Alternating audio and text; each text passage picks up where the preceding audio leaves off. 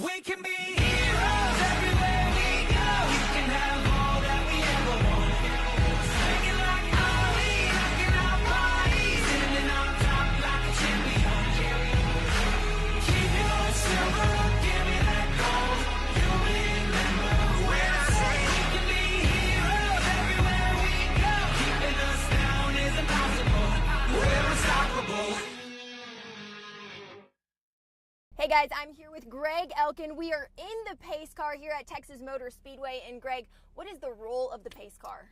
Well, it really kind of sets the tone for the race at the start of the race, and then any restart keeps things in order for the most part. So how does it essentially protect the drivers? Well, it gets them down to a speed, especially if there's an accident or an incident on the track. It gets them down to a safe speed where the workers can go help if there's an accident or pick up what may be on the racetrack. It's really more of a safety issue than anything else as well. So what does it take to become a pace car driver? Pretty much you probably have to be a former NASCAR driver to do so. Obviously I'm not, but I can take this one around the track and we can talk about it as we go around. Alrighty, well let's get started. So about how fast will we be going? I'd like to say faster than we probably are, but the real pace cars, when they're out on the track and there's cars behind them, they're not really going much more than about 70, 75 miles an hour, unless there's something that's really seriously that's happened around here. And so go ahead. Do you guys have a way that fans can come experience the pace car? There are pace car rides. If you have events here, you can rent out. Your group can get pace car rides. You can also ride in a stock car around here too. Very neat. So this is, we're turning into turn 2 here. This is our new part of our track. It's a lot wider than it used to be.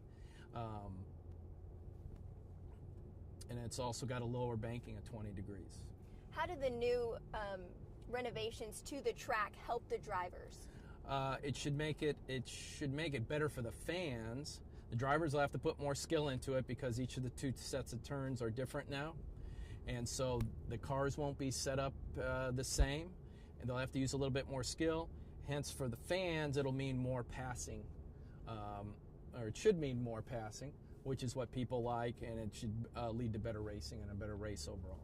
Awesome. A lot of action going to take place right here this weekend. How long is this track?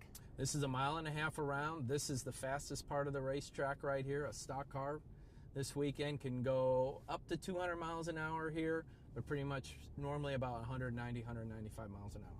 So that's the average speed per lap, pretty much? If all out, when there's not a lot of traffic, that's what they would be doing. Can fans still get tickets to the races this weekend? Yes, they can. So we still got some good seats, and kids' tickets are they're free for Saturday, 12 and under, and then on Sunday for the Cup race, they're only $10. Awesome. And then you can see the infield right in here as well. So these campers get to experience racing kind of firsthand. Exactly. You can kind of sit on that guy's bus right there on top of it and watch the racing go down and get whatever you want to eat or drink. It's like almost watching it on TV at home. Hey, I'm with Brian Vandiver. He is the VP of Operations here, and you guys have done some repaving of this entire racetrack. So what did that take, Brian? Yes, ma'am. It took a lot of hours. It took us approximately 3 months. We tore it all the way down. We increased the drainage on both the front stretch and the back stretch to help when we did have rain to be able to dry it out faster. We changed the banking in turns 1 and 2. So now you have 24 degrees in 3 and 4, and you have 19 degrees in 1 and 2.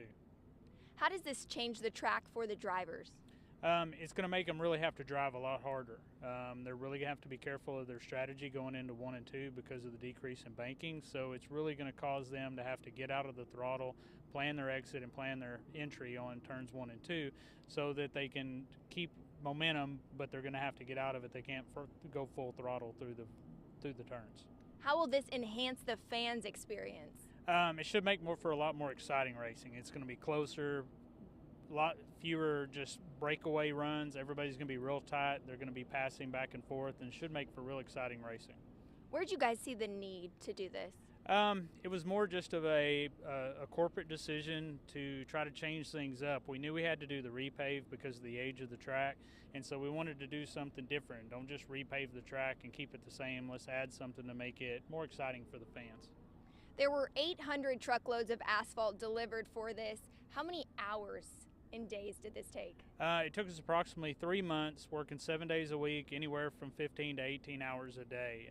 We had a lot of guys that were just running on fumes because it was countless hours. We had the lights on, working at night, but everybody did a great job to make sure we got it on target for the April race. There are still tickets available for the race this weekend. What can fans expect? They can expect some exciting driving, and that's going to be part of it. The track's going to run really fast. The drivers are excited to see it. They're going to be aggressive, so it's going to put on a good show for the fans. What different fan interaction things do you guys have going on throughout the weekend? There'll be all kinds of different things that they can find on our website through the marketing plan. We have Fandango tonight. That's kind of a interesting thing for the fans.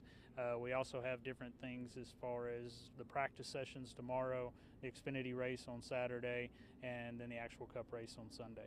We're out here on the field in front of the track at Texas Motor Speedway. I'm with Chris Thomas of Mycroft Signs. And Chris, a lot more goes into painting these fields than people might think. So what are you guys doing? Well, we're doing field paint, which is the ball fields of the Texas Motor Speedway, and then also some asphalt painting. Just to give you an idea of the size, what we've put down in paint is about 60,000 square feet of area and about almost 2,000 gallons of paint. Wow, and is it a certain kind of paint that you guys have to use to do this? We use an eco-friendly paint that actually washes off with the rain, so there's no problems with it washing into the groundwater or anything. You're using GPS to mark the different points, and then somebody's coming back in and filling it with paint. So how does this system work? Correct. We're using a GPS unit which works off satellite. We have a base station that's sitting on a tripod, and then we also have a handheld rover which I hold, and then if you see I have a screen here.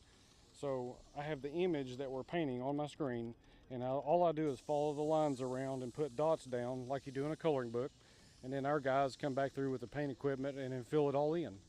That's incredible. About how long does this take?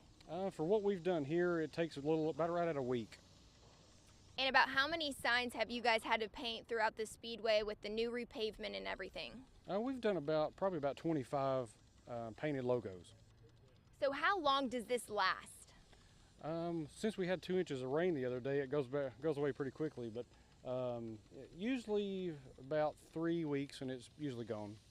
And it's a pretty cool sight for the fans from up in the stands. Especially from the stands, and if you get the TV shots and the helicopters, it looks really cool from the sky. Alrighty, well, do you want to show me kind of how you're marking this here? Yes. Of course, like I said, I've got a screen that I can see here, and all I do is I follow the lines around with my little rover stick, and then once I get on the line, I just put a dot down, and I just keep moving around the line, put another dot. And then how do they know what the red dot means? Well, after I put the dots down, I usually go back in and take my red and I fill in the letter so they can actually see it. Since I can see it on my screen, it's a little easier for me to tell than when the guys come down with the guns.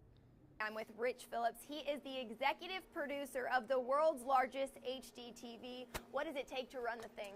A lot of people, a lot of preparation, a lot of planning goes into it for our race weekends. We've got a staff of about 20 people total that'll be here on the race days to keep everything up and going, announcers, talent on camera, and everything else. What do you guys show on Big Hoss throughout the weekend? Well, the primary thing we're going to show, of course, is racing action, whether it's practice, whether it's qualifying, or the 2 races itself. That's the primary thing. But we'll have fan interaction. We have drivers that actually play games with the fans. Some footage that we shot earlier this year with them. So we try to make it a full interactive and immersive experience for the fans here at the track. That's awesome. How does it enhance that fan's experience? Well, you know, one of the big things I always look at it is it takes away all those aspects that sometimes people think they miss when they're not at home watching it on TV. We've got instant replays. We've got information on who the leaders are, how big of an interval. So we take all that TV experience, bring it right here, and show it to you up close and right in your face with the biggest TV. Most definitely. I mean, we're looking across the track now, and it's as clear as day. So Big Hoss is the world's largest HD TV. What qualifications made it that way? Well, it is the largest screen that can actually show a TV picture of that size. There's other video boards that may be larger, but they can't do the TV image like we do. So that's what makes it the world's largest. And then the Guinness Book of World Records also says it is the largest. That's pretty neat. You guys have had it here since 2014. How has it kind of evolved? You know, it's been a growing process. It was really in its infancy right when I started here when the screen went in, and we figured out more ways to interact with fans, more ways to give them that information they want about what's going on in the race, who the leaders are, and it's really something that continues to be an evolving process. And we also do it more as a promotional and marketing tool every time we do a race too. And Rich, you'll be on the PA this weekend. So what can fans expect? Well, they can expect we're going to tell them everything that's happening here this weekend. We're going to promote, because that's what the boss, Eddie Gossage, wants us to do. But they're going to have a great time. We're going to be sure and explain everything about the new track we have, too. We've repaved and reprofiled the track, and so we'll be very informative but also very entertaining all weekend. We're here in the Speedway Club at Texas Motor Speedway. I'm with Chef Lincoln, and each race weekend you guys create some sort of hog heaven concoction creation. What will you be making this weekend? Hey Tara, welcome to Texas Motor Speedway and the Speedway Club. We've got something special for the fans for O'Reilly Auto Parts 500 weekend this weekend. And I have a Hog Heaven Burro Grande, something different from a Hog Heaven line of concession items. So a Burro Grande. Burro Grande. That sounds amazing. What are we going to put in it? How are we going to make this thing? Well, it's funny you should ask. I happen to have it right here. I've got a oversized tortilla shell, and I put in some tomato cilantro rice. Delicious. Why do you guys do this for the fans? It's all about the fans here at Texas Motor Speedway, and we want them to come out. We want to try something different, so we really try to come up with a new item for each race weekend. And you know, Hog Heaven, it's been a line of different items. So I've got some ranch beans with jalapenos and bacon in that. And then I've got these crispy pork carnitas with a great pecan wood smoked pork shoulder bacon in there. Oh my gosh, That is yum. It even Hog smells Heaven. delicious. Hog Heaven. So we're in Texas, right? So we Heck put in yeah, some we are. queso. What are some of the previous creations that you guys have come up with? Well, it all started off years ago with the Hog Heaven bacon cotton candy. We're the first with that. And bacon being, you know, a meat candy. It's always been about the Hog Heaven. So here we've got 3-4 different kinds of bacon in here. And of course pork carnitas, and being in Texas, and Fritos. So Of course we it's do. not big enough. So we had a whole bag of Fritos. People can find this creation down near 405. It this is stand weekend in the 405. concession. Stand 405, which is near the gate 4. Okay. Just inside of gate 4. So we take that and wrap that all up. Oh my goodness. This looks phenomenal. It's a giant burrito. And then I top it off with some bacon avocado crema. Looks fabulous. And we're up in the Speedway Club And right a now. sriracha aioli. Sriracha aioli. So are these made here? Yeah, well, actually, we'll have this on the lounge menu here as well for so Speedway Club members can try this. And we don't know. I'm about to try this. I cannot wait. And Chef Lincoln, as I take a bite of this, I'm going to ask you about the Speedway Club. Who can come up here and what all goes on in the Speedway It is Club? a members-only club, but tonight we're actually celebrating Richard Petty's 80th birthday here, and so that is open to general public. You don't want one of these, do you? No, don't need one. We're heading into Texas Motor Speedway with hauler driver Noah Hine. He is the driver of number 42, Kyle Larson's car. And Noah, what is all in this trailer? There's 2 cars for this weekend at Texas Motor Speedway. There's a toolbox, a giant toolbox, and then all the parts and pieces that support us through the weekend, from shocks and spare motors to springs and everything that puts us on the racetrack on Sunday. What exactly is the hauler parade? We go in a certain points order, and the order is determined by where everybody's finished in the points the following weekend, and then we park in the garage in that order. So everything I do revolves around where we're parked in the garage, which means my garage stall is closer to my truck than some other people's. But every week we roll into a racetrack like this, and they call it a hauler parade. And as you guys can see, we are number 1 in the parade today. Kyle Larson is leading the points in the Cup Series. What does it take as a team to do this? A lot of time. We're away from our families a lot.